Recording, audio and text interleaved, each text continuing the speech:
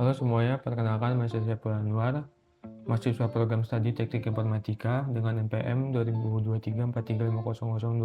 202343500256.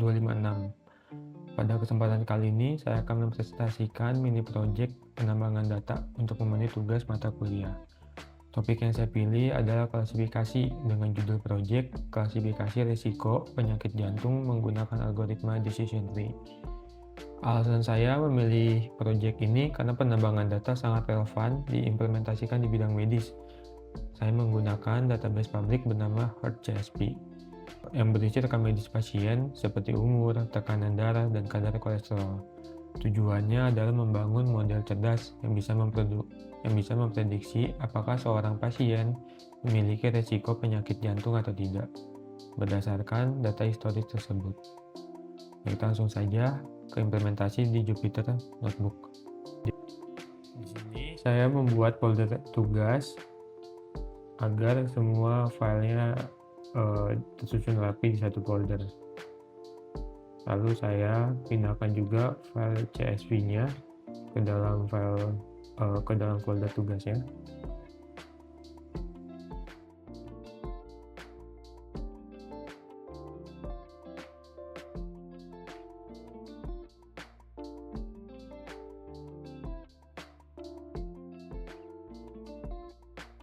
Setelah itu kita buka foldernya.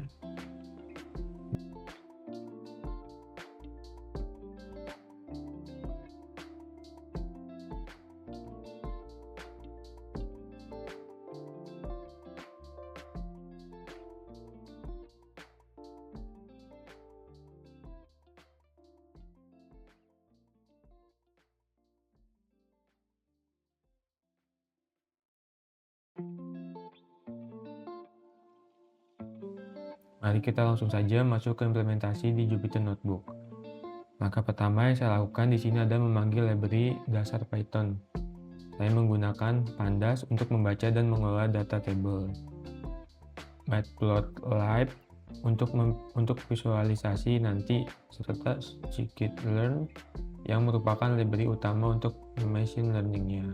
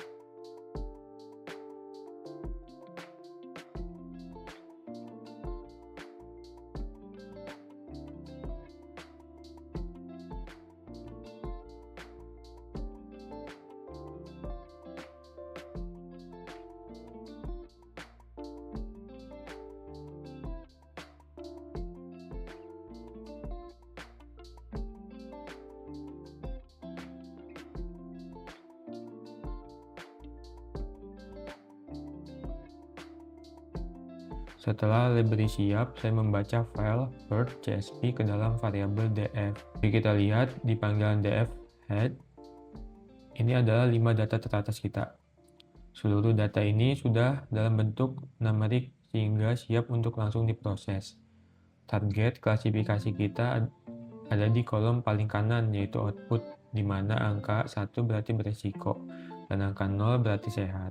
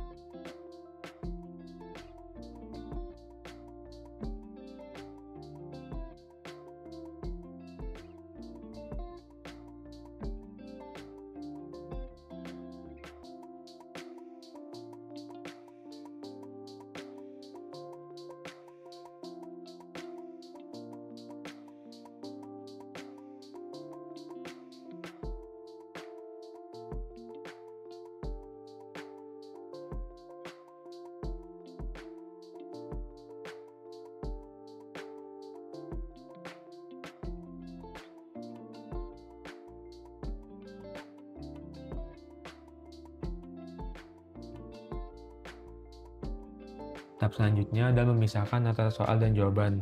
Komputer perlu tahu mana data yang menjadi bahan pertimbangan dan mana yang hasil akhir. Di sini, variabel X menampung semua kolom rekam medis dengan membuang kolom output, sedangkan variabel Y hanya menampung kolom output saja. Sekarang data yang sudah terpisah dengan rapi.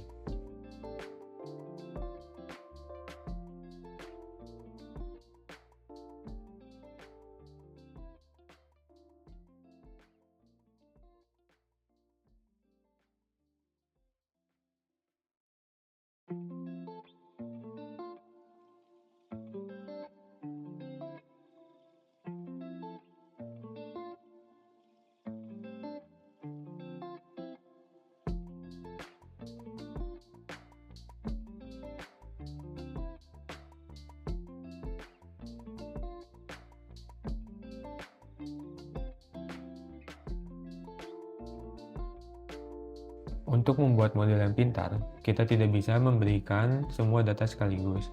Kita harus membaginya menggunakan fungsi, yaitu train, test, split. Saya membaginya dengan rasio 80-20. Artinya 80% data akan digunakan sebagai data latihan, agar mesin bisa belajar polanya. Sisanya 20% data akan disimpan sebagai data uji, untuk mengetes berapa akurat mesin tersebut saat menebak data pasien yang belum pernah ia lihat sebelumnya.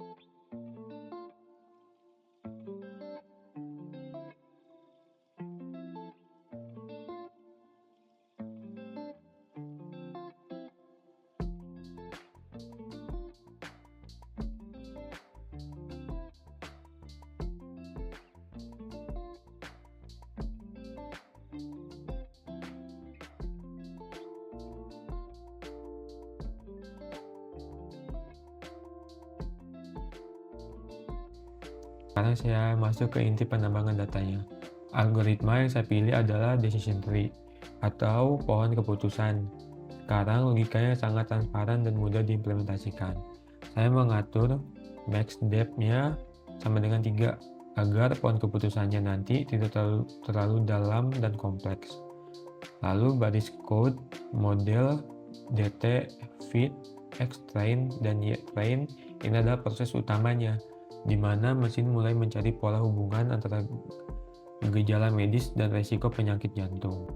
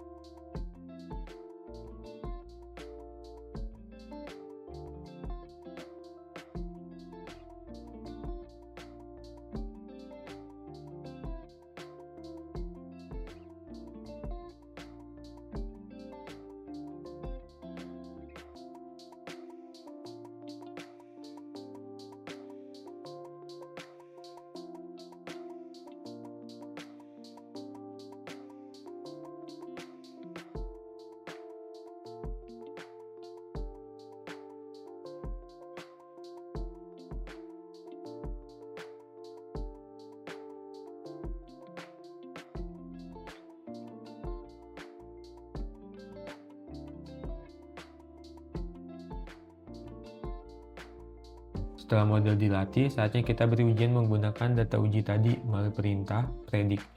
Bisa dilihat di layar, hasil evaluasi cukup memuaskan. Model berhasil mencapai tingkat akurasi 81,97%. Artinya, dari semua pasien di data uji, model bisa menebak status kesehatannya dengan benar sebanyak 81,97%. Laporan klasifikasi di bawahnya juga bisa menunjukkan nilai presisi yang cukup stabil.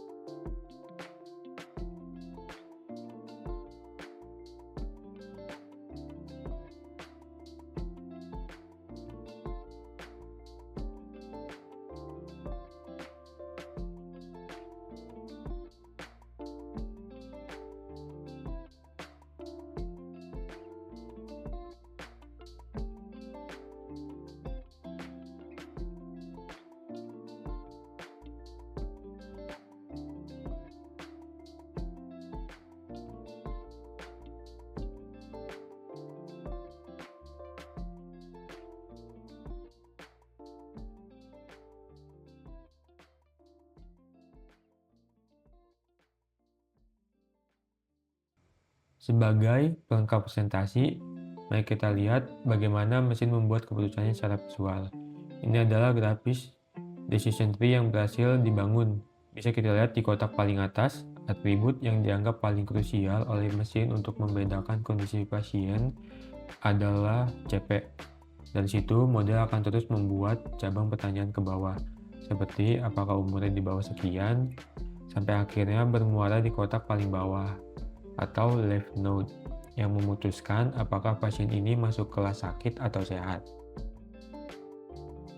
Sebagai kesimpulan, penerapan teknik pengembangan data, khususnya klasifikasi decision tree, terbukti sangat mampu mengelola data historis rekam medis menjadi sebuah model prediktif yang cukup akurat.